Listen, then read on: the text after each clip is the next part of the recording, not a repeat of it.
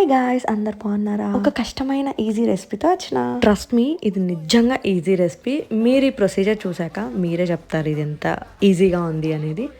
ఎగ్జాక్ట్గా same egg pulls చేసుకుంటాం కదా, అట్లనే ఉంటుంది almost. And Telangana Andhra style అని పక్కకు పెడితే ఇది కూడా ఒక స్టైల్ ఆఫ్ రెసిపీయే. ఇది నేను చేయలేదు, మా అత్తయ్య చేశారు. అండ్ ఐ డోంట్ ఈట్ చేపల పులుసు. ఈ ప్రొసీజర్ బెస్ట్ ఫర్ బిగినర్స్ అని చెప్పొచ్చు. చేపల పులుసు అనగానే హడావిడి ఏమేమి కావాలి అన్ని పక్కకి రెడీ చేసి పెడతా అని చెప్పేసి నేను హడావిడి చేశాను. మా ఆంటీ మాత్రం 10 minutes చేసి పడేసింది అవన్నీ ఇంగ్రీడియంట్స్. అవేంటో చెప్తా చూడండి.